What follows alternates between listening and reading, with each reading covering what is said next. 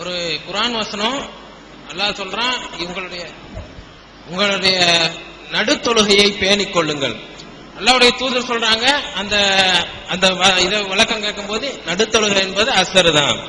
ஒரு நாளுடைய தொடக்கம் அப்ப சுபூல இருந்து தான் ஆரம்பிக்குது. ஏன்னா நடுத்தொழுகை அசருங்க போது கோளரங்கத்துல போய் கேட்டோம்னா சந்திரனுடைய உதயம் என்பது சுபூல தான் ஆரம்பிக்குதுன்னு சொல்றான். இதுல சுபூல இருந்து மஹ்ரிப்ல நாள் முடியுது. அதே மாதிரி இது ஒரு கேள்வி, நடுத்தொழுகை என்ன அர்த்தம்? நடுத்தொழுகைனா ஒரு விஷயத்தை எங்க இருந்து ஆரம்பிக்கிறோமோ அதுக்கு நடு. அது ஒரு நாளுக்கு ஃபர்ஸ்ட் காட்டாது. இப்ப உதாரணம் வழங்கிக்கிறேங்க, ஒரு 5 பேர் நிக்க விடணும். 5 பேர் நிக்க விட்டா அந்த 5 பேர்ல யார் நடு? எவன் ஃபர்ஸ்ட்ல நிக்கிறானோ அது மூணாவது நடு நாம சொல்லுவோம். நபிகள் நாயகம் சொல்றாங்க, ஹாஃபிலு அல ஸலவாத்தி வஸ்ஸலாத்தில் உஸ்தான், நீங்கள் தொழுகைகளை பேணிக் கொள்ளுங்கள், நடு தொழுகையாய் அசர் தொழுகையை பேணிக் கொள்ளுங்கள் சொல்றாங்க. இங்க அசர் தொழுகையை நடு தொழுகைங்கிறாங்க. அரபு இலக்கணப்படி இந்த இடத்து நடு நாம சொல்றோமா இல்லையா? நடு என்பதற்கு அர்த்தம் ரெண்டு பொருளுக்கு மத்தியில் சென்றுங்க அர்த்தம் கிடையாது. இங்க என்ன அர்த்தம்? நடு என்று சொன்னால் சிறந்தது என்ற அர்த்தம்.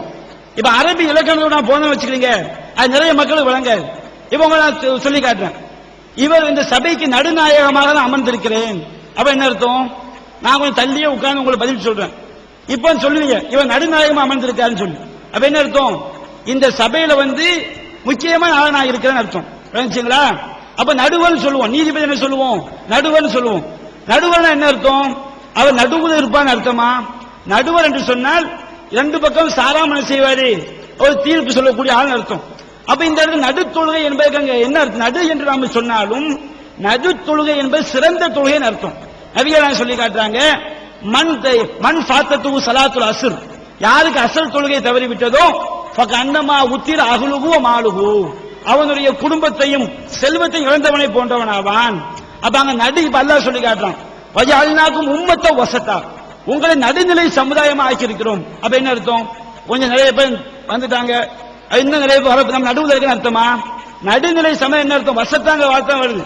நடுநிலை நடுவுல உள்ள சமுதாயம் அர்த்தம் கிடையாது, சிறந்த சமுதாயம். அடுத்து ஒரு பேச்சுக்கு நடுத்தோழம் வச்சுக்கிடுவோம். எந்த அடிப்படை நடு? நபிகள் நாயகம் ஸல்லல்லாஹு அலைஹி வஸல்லம் இந்த வசனம் எப்ப தெரியுமா இறங்குது? அவங்க ஒரு போர்க்களத்தில் இருக்கிறாங்க. ஒரு போர்க்களத்தில் இருக்கும்போது அசர் தொழுகையை மறந்துடுறாங்க. அசர் தொழுகையை மறந்து மக்ரிப் தொழுத பிறகு அவங்களுக்கு என்ன செய்யுது? அசர் தொழுகை தொழாத ஞாபகம் வருது.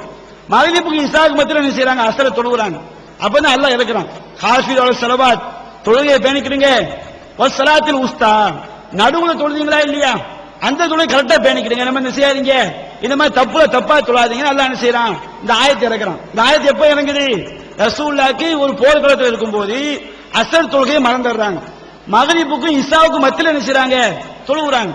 தொழும்போது என்ன செய்யறாங்க? மார்க்க சட்டம் தானே, மண் நாமானி ஸலாத்தி அவ் நசிய, யார் ஒரு தொழுகையை தூங்கிட்டாரோ அதை மறந்துட்டாரோ ஞாபகம் வந்தவங்க தொழுகிறோம். அவர் ரசூலுல்லாஹ் எப்போ ஞாபகம் வருது?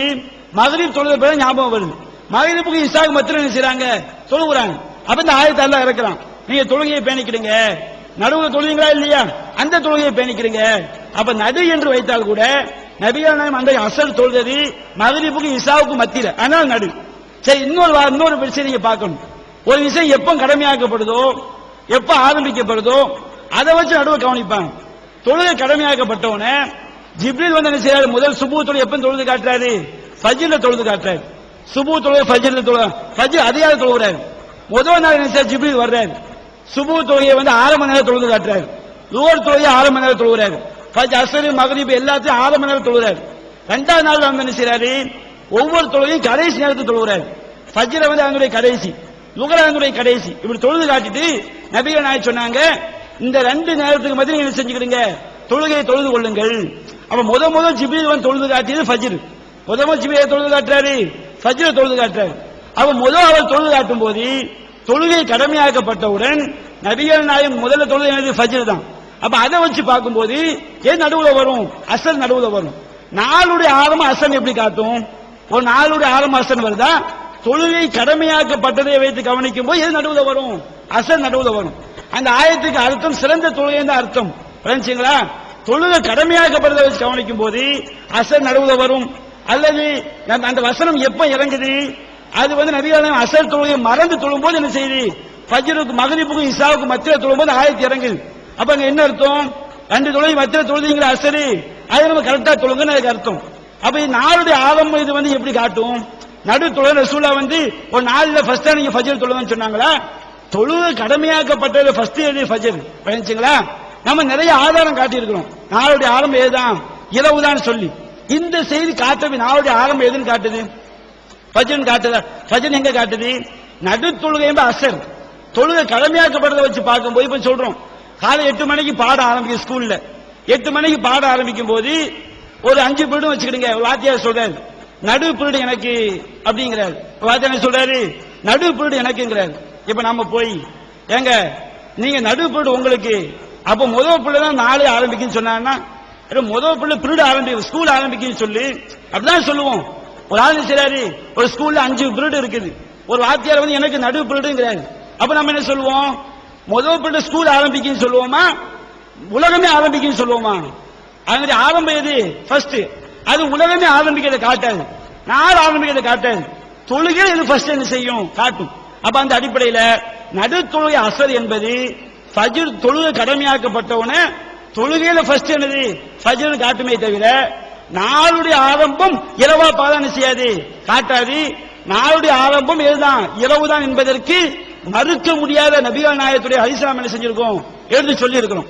அதை நாம் என்ன செய்யணும், மனசுல உள்வாங்கிட்டு தான் ஒண்ணு யோசிக்கணும்.